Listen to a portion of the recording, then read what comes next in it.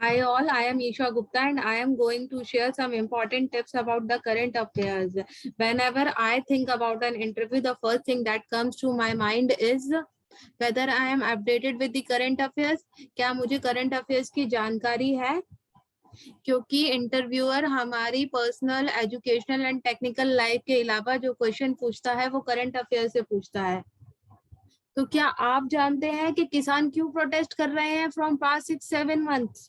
ऐसी क्या condition government ने लेवी की है उस बिल में? सिर्फ जानना ही इम्पोर्टेंट नहीं है, उन्हें याद रखना भी इम्पोर्टेंट है। So I am going to share some important tips about that.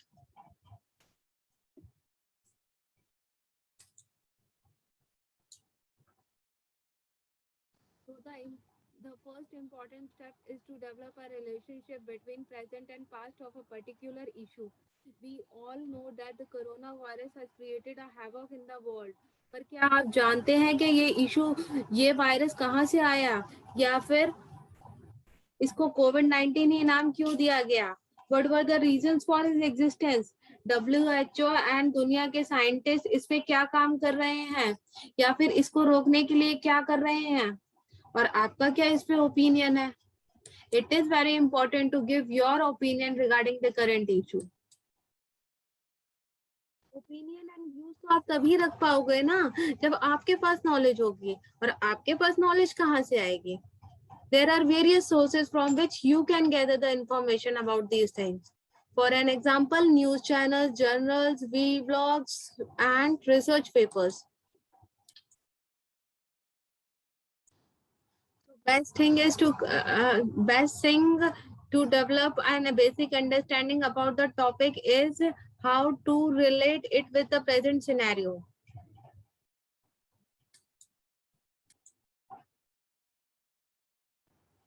To develop the basic understanding of the topic, it is very important to ask few questions to ourselves.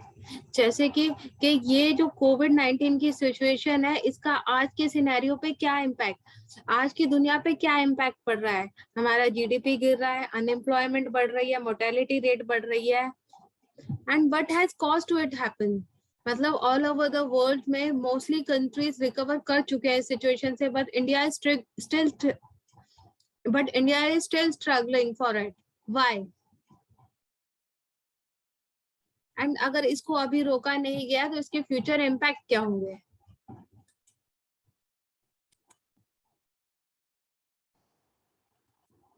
जब हम आज एक क्वेश्चन याद करते हैं तो कल उसे भूल जाते हैं, तो ये करंट अफेयर जैसी चीज कैसे याद करेंगे? The best option is to relate the topic in your memory through visualisation. For an example, आजकल के जो सोप ब्रांड्स होते हैं वो एक एडवर्टीजमेंट नहीं दे रहे, वो आपको एक जर्नल पब्लिश कर रहे हैं जिससे आप स्टेप्स को फॉलो करके कोविड लाइक सिचुएशन से बच सकते हैं. They are not branding their products, they are not branding name.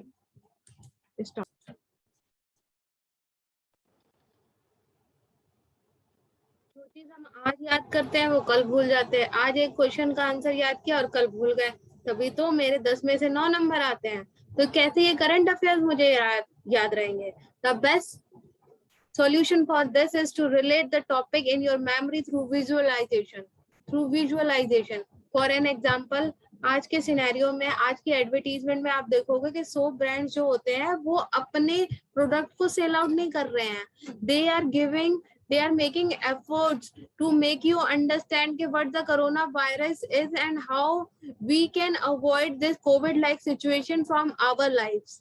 वो आपको बताते हैं कि आपको कैसे हैंड वॉश करने हैं, कौन सा हैंड वॉश यूज करना है, या फिर आप कोई भी हैंड वॉश यूज करिए, बट एटलीस्ट आप अपने हैंड वॉश को 30 सेकेंड्स का टाइम दें.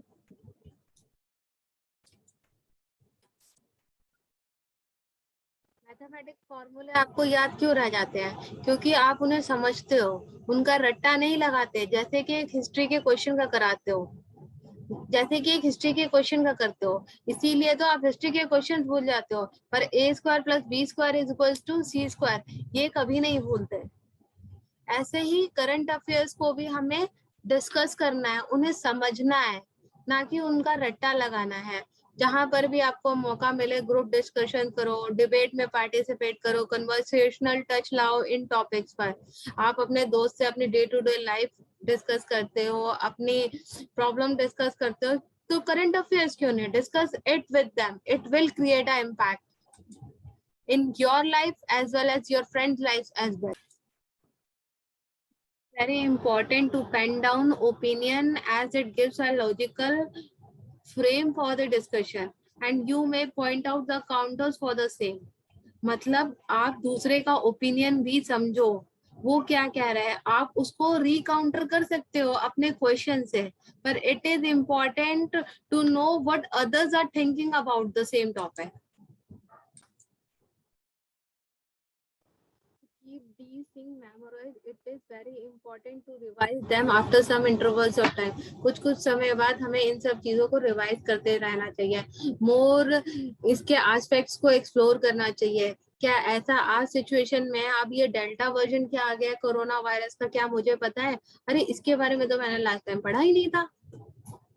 Related with known facts and figures, what the statistical data says about the COVID-19 situation or pandemic, and spend some quality time in drafting it. मुझे ऐसा लगता है जो चीज मैं बोल के याद करती हूँ उससे ज्यादा याद मुझे वो चीजें रहती हैं जिसे मैं लिखती हूँ. So it is good to have a note of the same. ऐसा कहा जाता है कि नॉलेज आप जितना शेयर करो उतनी बढ़ती है. Same is with the current affairs. The greater you will share, the greater will it in your memory.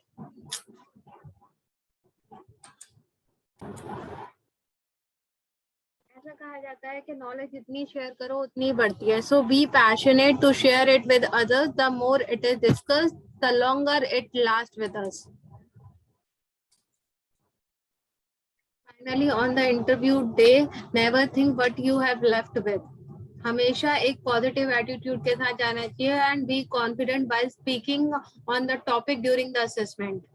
आप वो चीजें इंस्ट्रक्टर को बताओ, इंटरव्यूअर को बताओ जो आप जानते हो, वो एस्पेक्ट नहीं जिसके बारे में आपको नॉलेज नहीं है या फिर इनकम्प्लीट नॉलेज है. और with facts and figure, if you will display your knowledge with complete facts and figures, it will create a great impact and have a pleasing personality during a presentation, a smile on the face, you are not fumbling.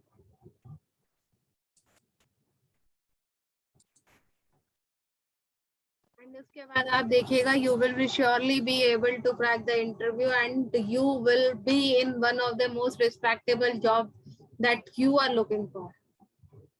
Thank you and have a nice day.